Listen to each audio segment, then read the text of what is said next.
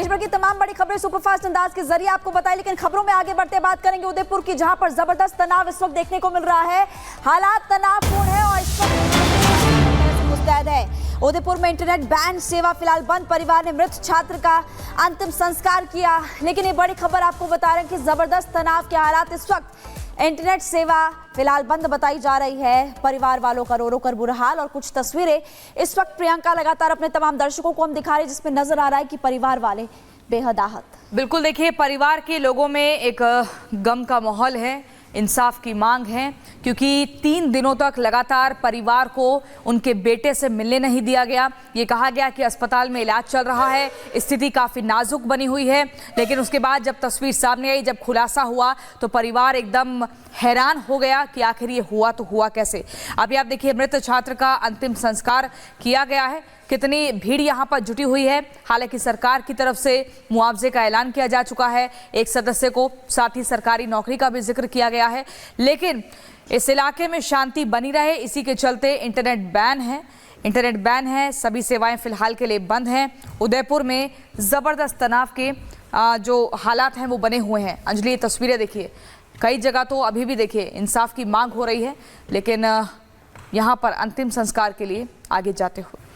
बिल्कुल, और इस घटना ने सिर्फ उदयपुर ही नहीं पूरे प्रदेश को यानी कि राजस्थान को स्तब्ध कर दिया, जब इस तरह की घटना एक स्कूल में सामने आई। और फिलहाल आप तस्वीरें देख पा रहे हैं, ये मृत छात्र का अंतिम संस्कार, फिलहाल उसके लिए ये यात्रा निकाली जा रही है। और ये 2 तस्वीरें आप देख पा रहे हैं, उदयपुर में फिलहाल तनाव के हालात देखे जा रहे हैं, दूसरी तरफ मृत छात्र का अंतिम संस्कार आज हो चुका है।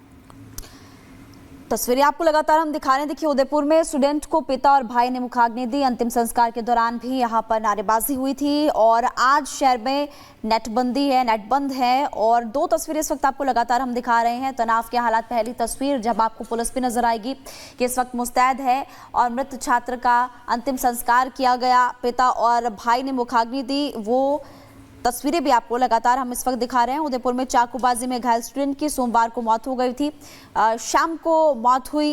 मृतक का अंतिम संस्कार कड़ी सुरक्षा के बीच किया गया है। और ये भी आपको बता दें कि बच्चे को उसके पिता और चचेरे भाई ने मुखाग्नि दी। अंतिम संस्कार के दौरान लोगों ने यहाँ पर नारेबाजी भी की है। और इसी बीच देखिए सुबह 4:30 बजे बच्चे के शव को परिवार को सौंपा गया था। करीब 7 बजे मृतक के छात्र के घर से शव यात्रा निकाली गई थी और इस दौरान बड़ी संख्या में लोग भी मौजूद थे। अंतिम यात्रा में उदयपुर रेंज आईजी के साथ साथ प्रशासन के बड़े अधिकारी भी शामिल थे। कन्हैयालाल जी हत्याकांड के टाइम पर उदयपुर ने शांति बनाए रखी, मगर उसका परिणाम ये निकला कि आज देवराज की हत्या का सामने आया। तो वास्तव में ऐसी दोबारा पुनरावृत्ति ना हो, उसके लिए इस देवराज के हत्यारों को कड़ी से कड़ी सजा दे और फांसी तक उनको पहुंचाए, तभी जाकर इसको सच्ची श्रद्धांजलि होगी और आने वाला ये जो क्राइम है घटेगा, ऐसा अपराध करने वाले पे डर रहेगा। इस प्रकार की घटना जब आती हैं तो पूरे सामाजिक जीवन को झकझोर देती हैं। बहुत दुखद है, बहुत सारे प्रश्न हैं, सबके मन में आक्रोश है। बहुत ज़्यादा कुछ नहीं कह सकते, लेकिन जो विधिक कार्रवाइयाँ हैं वो बहुत, अभी तक की जो भी कार्रवाइयाँ हैं वो अच्छी हुई है, लेकिन बहुत व्यवस्थित ढंग से कठोरतापूर्वक हो। और यदि कोई इकोसिस्टम है तो उसका भी पूरी पड़ताल होनी चाहिए, इतना ही आग्रह करेंगे। शहर के अंदर जिस तरह से देश भर के अंदर टुकड़ा टुकड़ा गैंग पिछले 5 वर्षों के अंदर जिस तरह से देश भर में व्यवस्था का जो वातावरण बना रहे हैं, उसी का परिणाम कन्हैयालाल हत्याकांड हुआ है, उसी का परिणाम देवराज की हत्या का कांड हुआ है।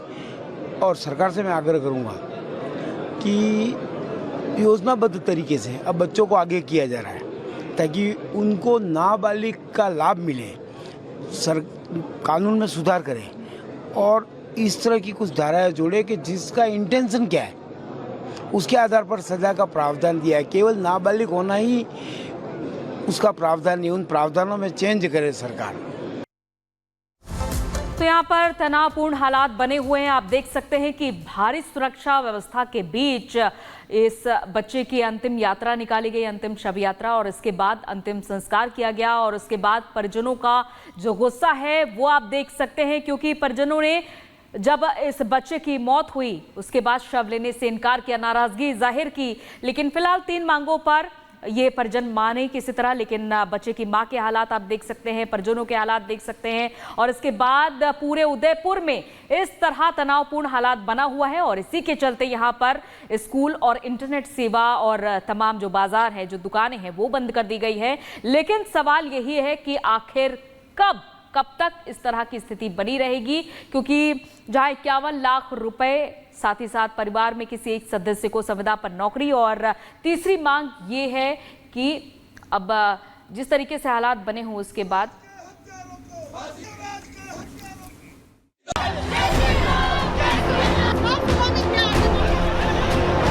जिसका डर था वही हुआ।